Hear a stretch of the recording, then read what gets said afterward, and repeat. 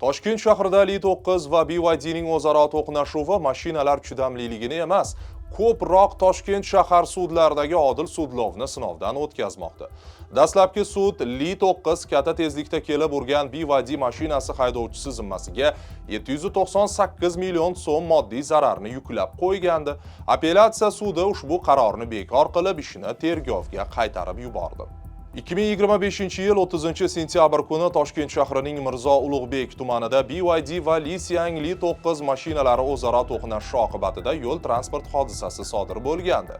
Ijtimoiy tarmoqlarda tarqalgan foto va videolarda yo'l transport hodisasi oqibatida Li-9 mashinasi parchalanib ketgani aks etgan. Ushbu yo'l transport hodisasi bilan bog'liq ma'muriy ish jinoyat ishlari bo'yicha Mirzo Ulug'bek tuman sudida ko'rib chiqilgan.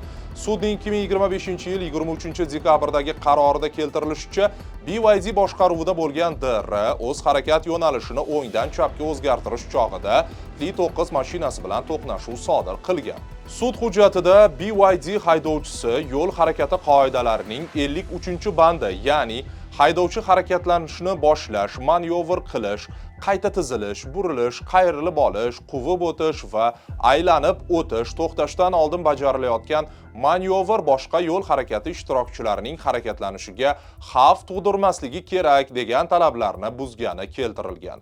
Mazkur yo'l transport hodisasi BYD mashinasidagi kamerada yozib olingan. Unda BYD 60-62 km/soat tezlikda harakatlanib ketayotgan bo'lgani, Li-9 esa katta tezlikda kelib o'z yo'nalishini o'zgartirgan BYDga tegib o'tgani va ag'darilib ketgani aks etgan. Sud ekspertiza markazining 2025-yil 1-dekabrdagi sudga oid avtotexnika ekspertizasi xulosasida yo'l transport hodisasi paytida Li-9 mashinasining tezligini ekspertiza orqali aniqlash imkoniyati yo'qligi, BYD mashinasi 2-3 metrdan yo'nalishini chapga o'zgartirgan bo'lsa, ushbu vaziyatda Li-9 avtomobili 60 km/soat tezlikda harakatlanishi natijasida yo'l transport hodisasi oldini olishning texnik imkoniyati mavjud emasligi keltirilgan. Sud qarori bilan BYD haydovchisiga 2 million 60 ming so'm jarima qo'llangan hamda undan Li-9 haydovchisi foydasiga 798 million so'm moddiy zarar undirish belgilangan. Li-9 haydovchisi esa sug'urta polisini olib yurmagani uchun 206 ming so'm jarimaga tortilgan. Sudning mazkur qarori ijtimoiy tarmoqlarda turli bahs va e'tirozlarni keltirib chiqardi. Toshkent shahar sudlari 13-fevral kuni bergan rasmiy axborotga ko'ra, yo'l transport hodisasi bo'yicha jinoyat ishlari bo'yicha Mirzo Ulug'bek tuman sudining ma'muriy huquqbuzarlikka doir qarori apellyatsiya instansiyasi sudlov hay'atida mazmunan ko'rib chiqilgan.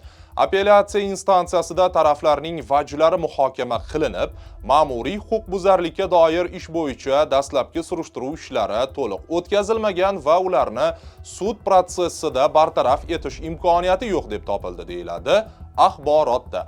Qayd etilishicha, yakunda 1-instansiya sudi qarorini bekor qilish, ish materiallari qo'shimcha surishtiruv harakatlari o'tkazish uchun tegishli organga yuborish haqida qaror qabul qilingan. Sud qaroridan norozi taraf taftish tartibida shikoyat qilish huquqiga egaligi bildirilgan. Mazkur yo'l transport hodisasi Mirzo Ulug'bek tumani Mustaqillik Shoh ko'chasi 42-A uy qarshisida sodir bo'lgandi. Yo'l transport hodisasi oqibatida jiddiy jarohat olganlar va halok bo'lganlar yo'q, faqat Li-9 haydovchisiga shifokorlar tomonidan birinchi tez tibbiy yordam ko'rsatilgan.